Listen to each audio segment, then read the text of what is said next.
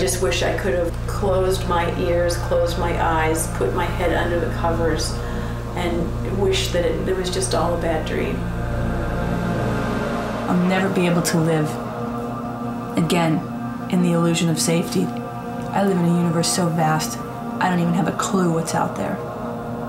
And somehow it's connecting with me, making contact with me. I know something very powerful, very meaningful, very important has happened, not only for these people, but for the world we live in. This is about how people have been touched by an alien, and it isn't an easy story. It's not like touched by an angel by any means. Yeah, those TV shows always end up with a happy ending. And this doesn't have an ending. This is open-ended, and it's very uncomfortable.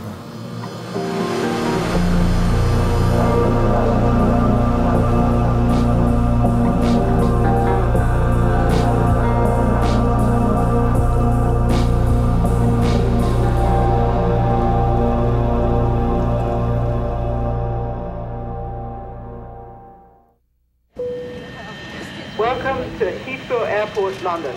We thank you for flying with us. Dawn, London, England. We ask you to stay seated until the plane has come to... How did I find myself here? ...turned off the seatbelt sign. I've been following this woman around. She claims she's been abducted by aliens. I know she's not the only one. Hundreds of thousands of people all over the world claim similar experiences. I invited my friend Andy along to shoot. He hoped to be the first person to catch the aliens on film. Andy, you should probably be shooting this. Here.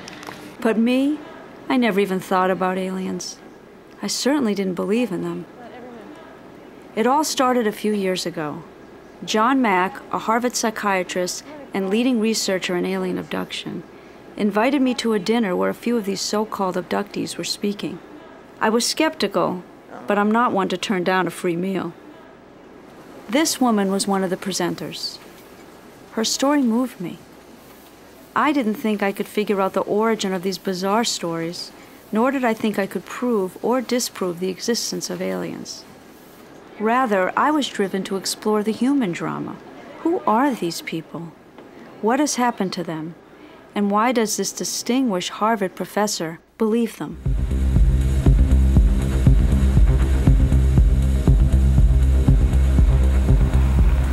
Born in Florida, raised there for 18 years. I have a typically American dysfunctional childhood, I think. We were poor, and my mother was married and divorced several times. Like most people in Florida, I voted to the right. I was conservative, listened to Rush Limbaugh, all that stuff. And then the experiences sort of unleashed themselves in full force, and I started changing on a daily basis.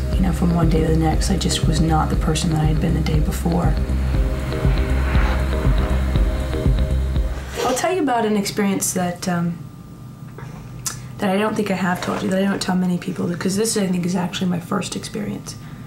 It happened one night when I was around 26 years old. It was at 11 o'clock. I was going to bed earlier than what I wanted to be going to bed. And as I was going down to sleep, I thought, there's a blue light coming through the blinds, and I thought, I wonder what that is. And I just went to sleep immediately. I woke to my body vibrating as if I'd stuck it in an outlet. It happened about 4 different times in the morning on half-hour intervals. I was being like what felt like electrocuted practically. And the last one finally stopped, and I got up and I tried to shake it off, and I just knew something really wrong, something just not right had happened to me.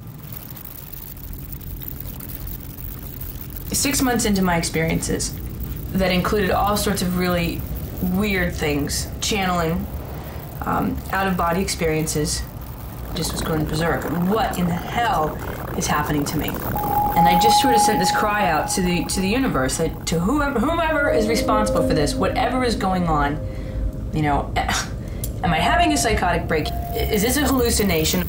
Please, universe, if this is happening, you need to give me really physical, really tangible proof so that I can at least accept that it's happening and move on with my life. Be careful what you ask for.